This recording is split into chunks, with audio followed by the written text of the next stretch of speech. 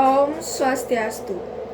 Perkenalkan, nama saya Nikada Ayuria Saraswati dari kelas 10 IPA 1 nomor absen 26.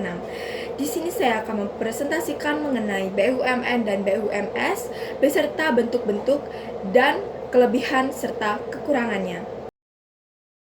BUMN atau Badan Usaha Milik Negara adalah badan usaha yang seluruh atau sebagian besar modalnya dimiliki oleh negara melalui penyertaan secara langsung yang berasal dari kekayaan negara yang dipisahkan. Bentuk BUMN. Undang-Undang Nomor 19 Tahun 2003 tentang Badan Usaha Milik Negara menyatakan bahwa BUMN digolongkan ke dalam dua bentuk badan usaha, yaitu perusahaan umum, Perum atau Public Corporation. Perusahaan umum adalah bentuk BUMN yang seluruh modalnya dimiliki negara dan tidak terbagi atas saham. Contohnya, Perum Produksi Film Negara, Perum Lembaga Penyelenggara, Pelayanan Navigasi Penerbangan Indonesia, dan lainnya. Kelebihan perusahaan umum yaitu yang pertama, menangani bidang-bidang bisnis yang penting sehingga mereka tidak dikendalikan oleh sektor swasta. Yang kedua, bertujuan untuk memberikan layanan kepada masyarakat sampai mencari keuntungan. Yang ketiga, seluruh modal dimiliki oleh pemerintah sehingga pengawasan dan pengendalian kinerjanya lebih mudah dilakukan. Adapun kekurangan perusahaan umum yaitu yang pertama, masih ada pemborosan dalam penggunaan modal karena tidak ada persaingan di pasar mereka. Yang kedua, tingkat produktivitas karyawan masih di bawah perseroan terbatas atau PT. Yang ketiga, tidak semua orang dapat bekerja di perusahaan umum, sehingga peran mereka dalam mengatasi pengangguran yang buruk masih kurang. Perusahaan perseroan Persero atau Public State Company. Perusahaan perseroan adalah bentuk BUMN yang berbentuk perseroan terbatas dengan modal yang terbagi dalam saham secara seluruh atau paling sedikit 51%. Sahamnya dimiliki oleh negara Republik Indonesia. Contohnya PT Telkom, PT Pos Indonesia, dan lainnya. Kelebihan BUMN antara lain sebagai berikut. Yang pertama, menguasai sektor yang vital bagi kehidupan rakyat banyak. Yang kedua, mendapat jaminan dan dukungan dari negara. Yang ketiga, permodalannya sudah pasti karena mendapat modal dari negara. Yang keempat, kelangsungan hidup perusahaan terjamin. Yang kelima, sebagai sumber pendapatan negara. Adapun kekurangan BUMN antara lain sebagai berikut. Yang pertama, pengelolaan faktor-faktor produksi tidak efisien. Yang kedua, manajemen perusahaan kurang profesional. Yang ketiga, menimbulkan monopoli atas sektor-sektor vital. Yang keempat, pengelolaan perusahaan terhambat dengan peraturan-peraturan yang mengikat. Yang kelima, sulit memperoleh keuntungan bahkan seringkali. BUMS atau Badan Usaha Milik Swasta adalah badan usaha seluruh modalnya dimiliki oleh swasta. BUMS dapat berbentuk perseorangan maupun persekutuan, contohnya firma, koperasi, dan lainnya. Bentuk BUMS serta kelebihan dan kekurangannya. Berdasarkan badan hukum yang dipilih, badan usaha milik swasta dapat dibedakan menjadi 5 bentuk, yaitu badan usaha perseorangan. Badan usaha perseorangan adalah bentuk badan usaha yang didirikan oleh satu orang. Modalnya dari satu orang dan ia sendiri yang memimpin serta bertanggung jawab atas segala pekerjaan dengan tujuan agar mendapat laba. Kelebihan badan usaha perseorangan yaitu yang pertama, organisasinya mudah karena aktivitas relatif terbatas dan perusahaan relatif kecil. Yang kedua, kebebasan bergerak. Yang ketiga, keuntungan yang besar jatuh pada seorang serta dapat menambah dorongan dan semangat bagi pemimpin. Yang keempat, pajak rendah. Yang kelima, rahasia perusahaan lebih terjamin. Yang keenam, ongkos organisasi rendah. Yang ketujuh, dapat mengambil persetujuan dengan cepat tanpa menunggu persekutuan orang lain. Kekurangan badan usaha perseorangan yaitu yang pertama, tanggung jawab pemimpin tidak terbatas.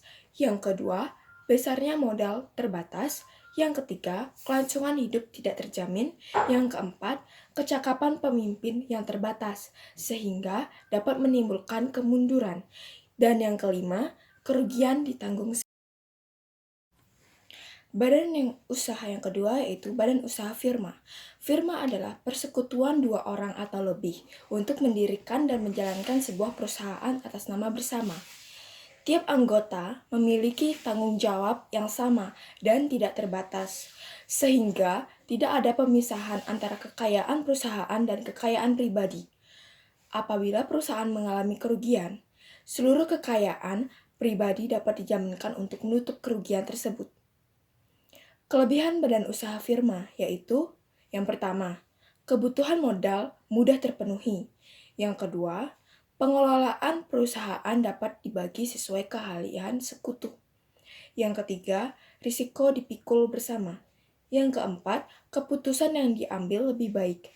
Yang kelima, kemampuan mencari kredit lebih besar karena dipercaya pihak bank.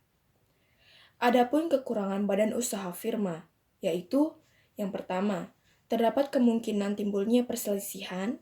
Yang kedua, keputusan yang diambil kurang cepat karena harus musyawarah. Yang ketiga, akibat tindakan anggota akan berimbas ke anggota lain. Yang keempat, perusahaan dikatakan bubar apabila salah seorang anggota mengundurkan diri atau meninggal. Contoh yang ketiga yaitu Badan Usaha Persekutuan Komanditer. Persekutuan komanditer atau komanditer Vennootschap yang disingkat CV adalah persekutuan dua orang atau lebih untuk mendirikan usaha dengan satu atau beberapa orang sebagai sekutu yang hanya menyerahkan modal dan sekutu lainnya yang menjalankan perusahaan. Kelebihan dari CV adalah modal CV menjadi lebih besar, sedangkan kekurangan dari CV adalah sekutu komanditer seolah-olah hanya mempercayakan modalnya sebagai sekutu pengusaha. Badan Usaha Perseroan Terbatas atau PT berdasarkan Undang-Undang Nomor 40 Tahun 2007 tentang Perseroan Terbatas. Perseroan terbatas adalah badan hukum yang merupakan persekutuan modal didirikan berdasarkan penjanjian, melakukan kegiatan usaha dengan modal besar yang seluruhnya terbagi dalam sahan dan memenuhi persyaratan dalam undang-undang serta peraturan pelaksanaannya. Pengertian lainnya adalah perseroan terbatas merupakan suatu persekutuan yang memperoleh modal dengan mengeluarkan sero atau saham di mana tiap orang dapat memiliki satu atau lebih saham, serta bertanggung jawab sebesar modal yang diserahkan. Kelebihan badan usaha perseroan terbatas yaitu yang pertama, tanggung jawab persero terbatas. Yang kedua, kebutuhan pengembangan modal mudah dipenuhi. Yang ketiga, kontinuitas kehidupan lebih terjamin. Yang keempat, lebih dipercaya pihak ketiga dalam hal kredit. Yang kelima, efisiensi di bidang kepemimpinan. Yang keenam, lebih mampu memperhatikan nasib buruh dan karyawan. Kekurangan badan usaha perseroan terbatas yaitu yang pertama, perhatian perseroan terhadap PT kurang. Yang kedua, biaya dalam PT lebih besar. Dan yang ketiga, memimpin PT lebih sulit daripada perusahaan bentuk lain. Contoh yang kelima yaitu Badan Usaha Koperasi. Berdasarkan Bab 1 Undang-Undang No 25 Tahun 1992, berdasarkan perkoperasian, pengertian koperasi adalah badan usaha yang beranggotakan seorang atau badan hukum koperasi dengan melandaskan kegiatannya berdasarkan prinsip koperasi sekaligus gerakan ekonomi rakyat berdasar asas kekeluargaan. Kelebihan badan usaha koperasi yaitu yang pertama, memiliki tujuan utama yaitu mensejahterakan anggota.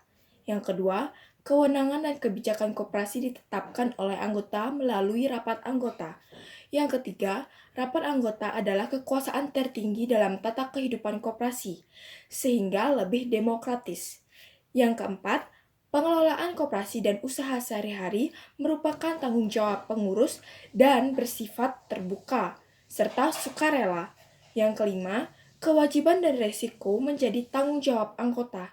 Yang keenam, terdapat kesetiakawanan yang tinggi.